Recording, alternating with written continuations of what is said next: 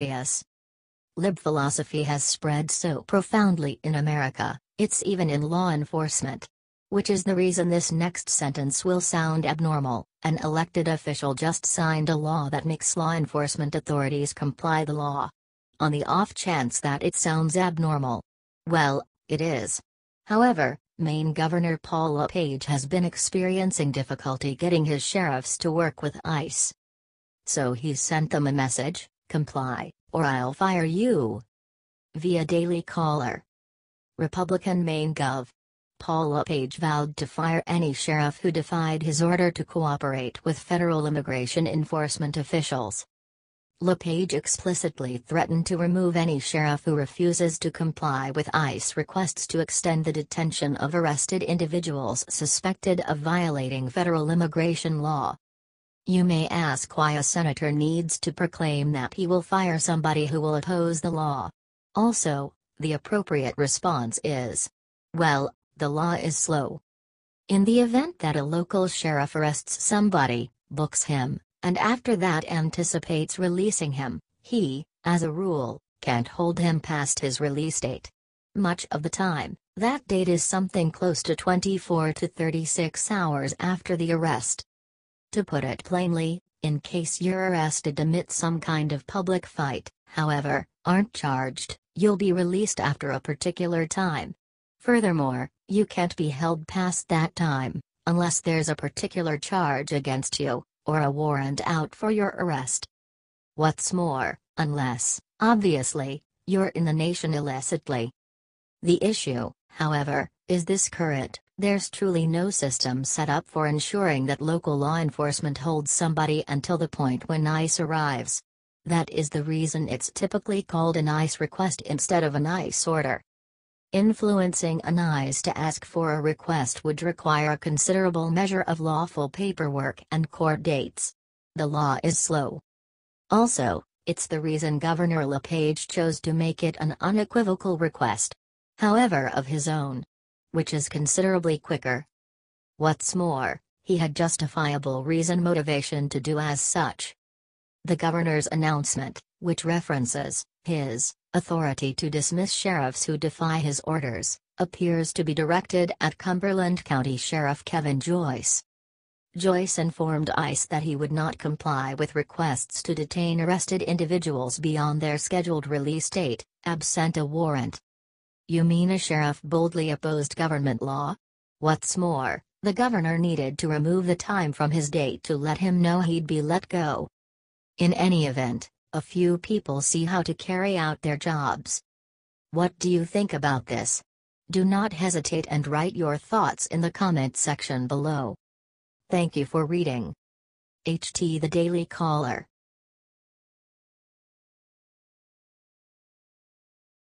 No one expected this. Hillary Clinton is terrified at what a federal judge just ordered to be made public. On the off chance that one thing conservatives never appear to beat, it's the energy of Hillary's corruption. That appears to be invincible, regardless of the possibility that her presidential campaign wasn't. The actuality is the main genuine loss that Clinton suffered, after she gave law, order, and transparency the middle finger, again and again, was her campaign loss. Which is to state, the punishment Clinton got for her unlawful activities was simply, well, you can't be president. Which is not really a punishment. Be that as it may, a large portion of the US doesn't appear to mind any longer. Fortunately for whatever remains of us, a couple of valiant legitimate wizards still care. Furthermore, they simply won a noteworthy triumph against Clinton, and now a judge has requested the points of interest of her email test to be made open. Via Daily Caller. A federal judge ordered the FBI Thursday to publicly release previously unseen documents related to the investigation into former Secretary of State Hillary Clinton's use of a private email server. U.S. District Judge James E. Boasberg ordered the FBI to produce uncensored court documents describing the grand jury subpoenas issued to force Clinton's internet service providers to turn over information related to her private server use. The caller, obviously, is utilizing its typical professionally subdued language. So let me interpret, For the average individual, it's about damn time. The FBI wants to turn over records identified with Hillary Clinton. To everybody. Furthermore, given that they were attempting to shroud this data a couple of days prior makes this decision particularly sweet. On the off chance that you review, Hillary's related messages were kept mystery by the FBI, even after a Freedom of Information Act request. The FBI denied the demand on the grounds that, get this, general society essentially didn't care. Or, on the other hand, in any event, that was the reason. So it's fitting that only a couple of days after the fact, a federal judge orders the FBI to begin talking. The conservative specialists concur. I applaud the court's opinion. The government attempted to end a case with evidence no one could review. This order makes public those details. Americans should have an opportunity to contest the relevance of the government's facts. This is the main significant triumph against Clinton's unlawful server use since, well, ever. Every other person has failed. Stay tuned. This might be the initial move towards justice. What do you think about this? Do not hesitate and write your thoughts in the comment section below. Thank you for reading. HT The Daily Caller.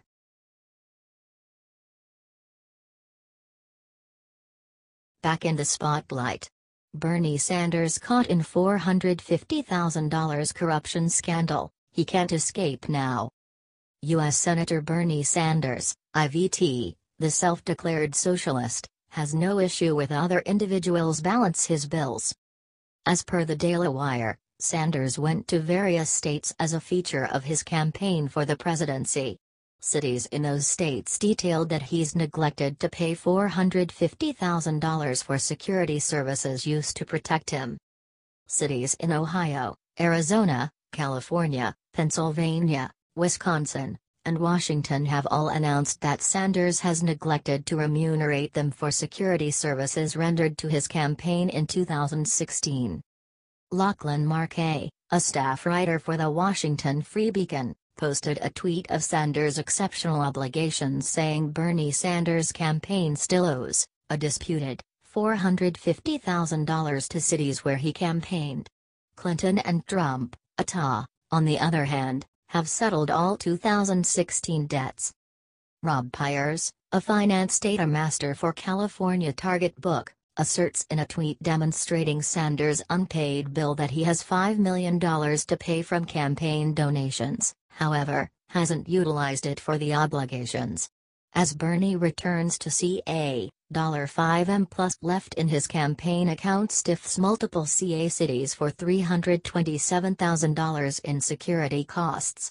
The arrival trip Pyers alludes to is an administrative push by Sanders to build up free universal health care through a solitary payer health bill, as indicated by Vox.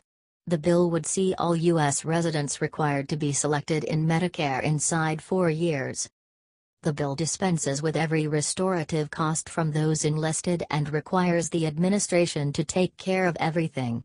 Keeping in mind the end goal to do this, the administration will build up a duty climb, assessed to be in the trillions of dollars. The Medicare for All Act assumes that U.S. natives are qualified for nothing boundless health care, aside from restorative trivial items like plastic surgery. The conviction is that Americans would have the capacity to bear the cost of the tax hikes since they are never again paying for medical costs. In spite of not having a solid arrangement on the table to pay for it, Sanders trusts tax hikes and what cash the administration has ought to have the capacity to pay for it, by demonstrating the contemptuous state of mind Sanders appears to have for monetary obligation and money-related dissolvability. Shockingly, 33% of Democrats were upbeat to agree with Sanders on the bill. The captivating thing about Sanders neglecting to pay his security debts is that he should, hypothetically, be more than fit for paying for them, as indicated by an article in Time. In 2016, Sanders was assessed to have earned more than $1 million, generally from book royalties. The Greatest Worker, Our Revolution, distributed 7 days after President Trump was chosen, turned into a smash hit, gaining him $795,000. Aside from his book deals, Sanders earns $174,000 from his work as a senator.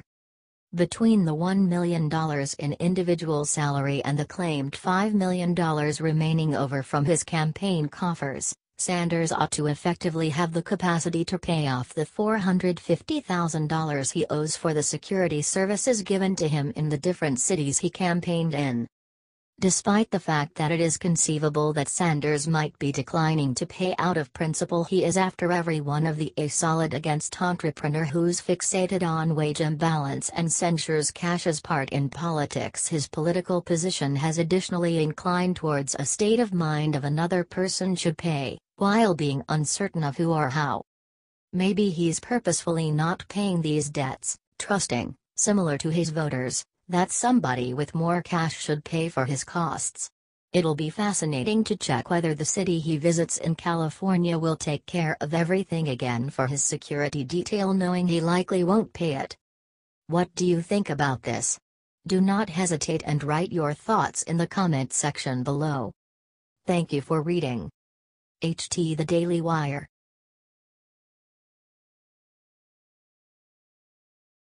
Sessions just explode. He says he's had enough. DOJ will now interview in all. You know, things have become crazy when the boss needs to step in and set individuals straight. What's more, the liberal war on free speech in this nation is recently that wild. Americans can't protest, watch a speech, or express a conclusion any longer without getting assaulted. In some cases, actually.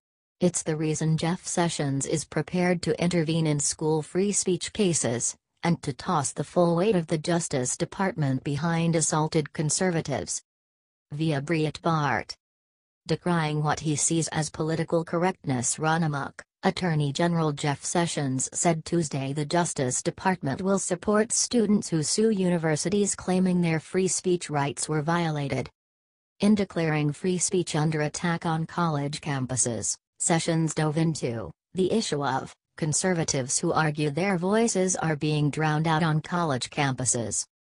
Speeches by right-wing figures have been derailed by protests and threats of violence. That last paragraph is outrageously understating the obvious. Since, honest truth, conservative voices are being muffled on school campuses. Consider the evidence. Milo Yiannopoulos endeavored to talk, and there were riots. Ann Coulter attempted to talk, and the college just crossed out her appearance. What's more, dislike the colleges didn't need these speakers there in any case. They took their invitations back, after an excessive number of leftist students grumbled. Or, then again, rather, just had a BTCH tantrum. And keeping in mind that I'd love to state that the free speech disapproved of era of youthful college scholastics, dreadful of what might occur in an America overwhelmed by an overbearing hive mind, rose to the event and requested that the right voices be permitted to talk, with the goal that the left brains should think about, consider, and acknowledge what a great thing the First Amendment is for this delicate nation. It just didn't occur that way. Which is the reason the main recourse for most college conservatives is to sue the college. Furthermore, request that they regard the First Amendment.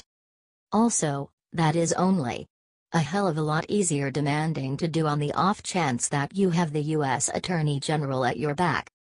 What's more, he does. Protesters are now routinely shutting down speeches and debates across the country in an effort to silence voices that insufficiently conform with their views, Sessions said.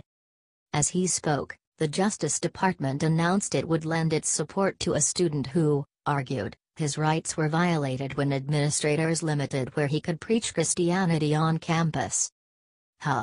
Sessions coordinate his words with his deeds. We could utilize more folks like that in D.C. What do you think about this? Do not hesitate and write your thoughts in the comment section below. Thank you for reading. HT Breitbart.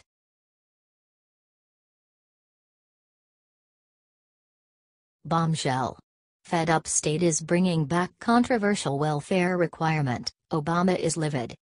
Government entitlement programs seem like a smart thought. On paper. Be that as it may, as a rule, they are mishandled by individuals, making an enormous weight on the citizen. The main genuine solution is to get as many people as possible off these programs. That will urge them to help themselves. However, how? There has been one extraordinary answer for the issue. Many states have begun doing it. Presently one more is joining their ranks. Via Conservative Tribune. According to the Tennessean, Governor Bill Haslam, a conservative Republican, announced this week that his state will reinstate the work requirements nearly a decade after they were waived. As of February 1, 2018, most Tennessee counties will require able-bodied adults who do not have dependents to work 20 hours a week at a job, getting education or training, or volunteering. Recipients will have 90 days to comply with the new regulations once they take effect. When we hit record low unemployment 3 months in a row, then it comes a time to look around and say, are we doing everything the right way? We looked at this and thought, it's hard to justify a waiver. Approximately 58,000 food stamp recipients in Tennessee will be affected by the new requirements, and, if history is any indicator, that means the food stamp rolls are going to plummet. As Fox News notes, similar changes in 13 Alabama counties led to an 85% drop in able-bodied food stamp recipients who didn't fulfill work requirements between January and May of this year. 3 counties in Georgia that instituted the requirements saw a 58% drop in adults receiving benefits. When the program was expanded to 21 more counties, a 62% drop was noted. The prerequisites are not all that much. 20 hours a week is fundamentally low-maintenance work. What's more, this prerequisite is gone for capable grown-ups without any wards. That implies single grown-ups who can undoubtedly look for some kind of employment. However, at whatever point this prerequisite is established, enlisted in these projects plummets. Why? Since these individuals either would prefer not to look for some kind of employment, and lose their advantages, or they look for some kind of employment and choose they don't want handouts. It's a win-win by any metric. While it's extraordinary that the administration needs to help individuals, on your dime, individuals should need to gain their own particular keep. Gaining cash yourself implies you have the ability to choose how you need to live. You won't have the administration breathing down your neck, restricting your alternatives. That is something we should all embrace. What do you think about this? Do not hesitate and write your thoughts in the comment section below. Thank you for reading. HT Conservative Tribune.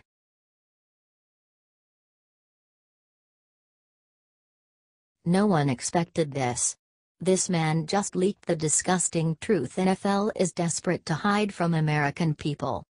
Stuart Varney has now joined Fox and Friends on Monday to discuss the NFL national anthem controversy. This Sunday, 200 NFL players and staff knelt down to protest the national anthem. Varney reminded the whole Fox and Friends nation that the NFL stadium has gathered $1 billion in government endowments. He said, there's $1.1 billion in direct subsidies from taxpayers to the NFL. Taxpayer subsidies go to the building of stadiums. There have been 20 new NFL stadiums since 1997. All of them have received a degree of taxpayer subsidies. That is shocking. Watch him underneath. Amazing. They don't respect the nation, yet all these NFL groups utilize citizen funds to build their gigantic stadiums. As indicated by Fox Sports, the American public has burned through $7 billion to build and revamp NFL stadiums in the course of the most recent 20 years. The U.S. citizen regularly pays 46% of the cost to construct these tasks. It's an ideal opportunity to cut them off. Offer this on the off chance that you concur. The NFL doesn't respect us. For what reason would it be a good idea for us to regard them? God bless this nation and every one of those that have died and battled for it. What do you think about this?